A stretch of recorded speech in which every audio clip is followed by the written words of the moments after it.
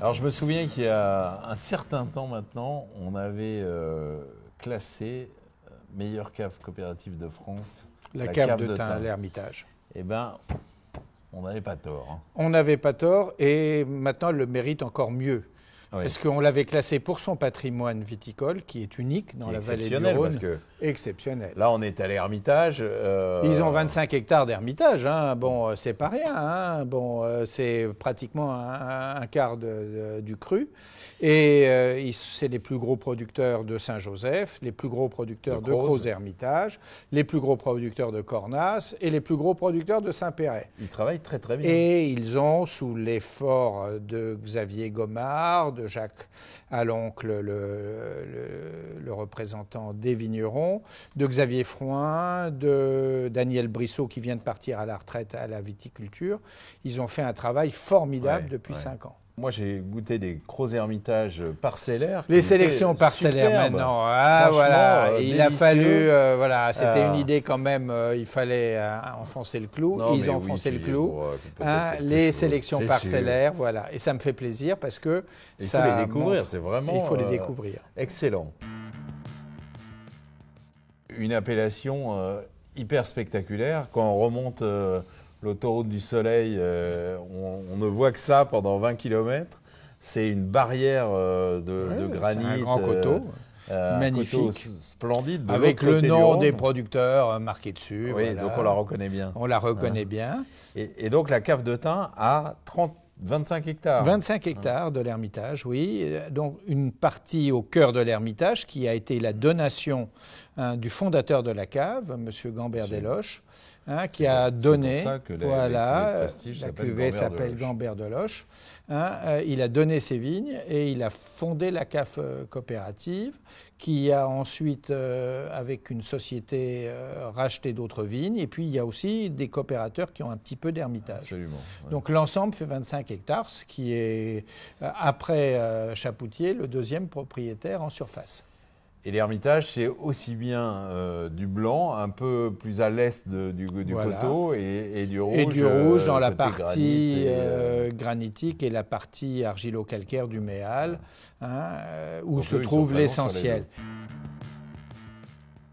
L'Ermitage a été célèbre d'abord pour ses blancs et son fameux blanc de paille, qui est un vin liquoreux fait avec des raisins un petit peu séchés sur paille. L'Ermitage blanc, ici c'est Noble Rive, c'est de la Marsanne pratiquement à 100%. Oui. Eh ben c'est très pur. Voilà, très pur. Il y a ce gras. Alors la Marsanne, les grands Ermitages, il y a toujours cette dimension grasse, ample, mais en même temps, maintenant, il y a quand même une. Avant, c'était parfois un peu mou. Hein, Bien sûr. Là, il y a une vraie énergie, il y a une vraie dynamique. Ils avaient peur de faire des vins blancs du Sud. Et donc, quand on fait le vin dans la peur, c'est pas très bon. Maintenant, ils ont compris, ils ont enfin cru dans leur blanc.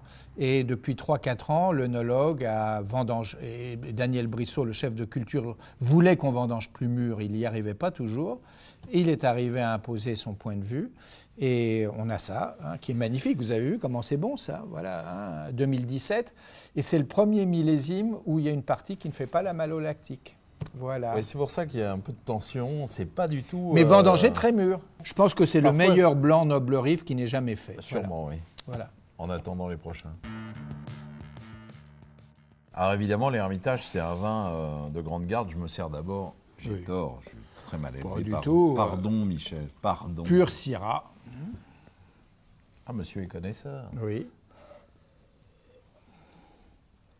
Et la cuvée Gambert-Desloches, c'est les vignes qui sont au cœur de la partie historique pour les rouges de l'Ermitage, c'est-à-dire autour de l'endroit qu'on appelle le Méal. C'est le Méal, hein. Oui, autour de ce secteur.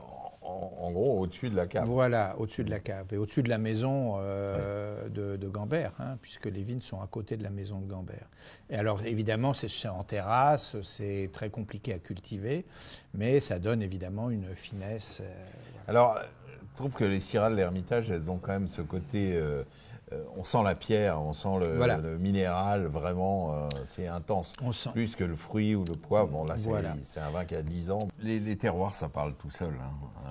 Voilà, et puis Quand ce on est sur un terroir côté, comme ça, ce côté un peu bordelais de l'Ermitage, c'est-à-dire un peu sévère, un peu sur la pierre, sur le grain. Et c'est pour ça que ça se mariait si bien dans le temps. Voilà, puisque les Bordelais venaient acheter de l'Ermitage pour affiner, ermitager pour ermitager leurs grands crus.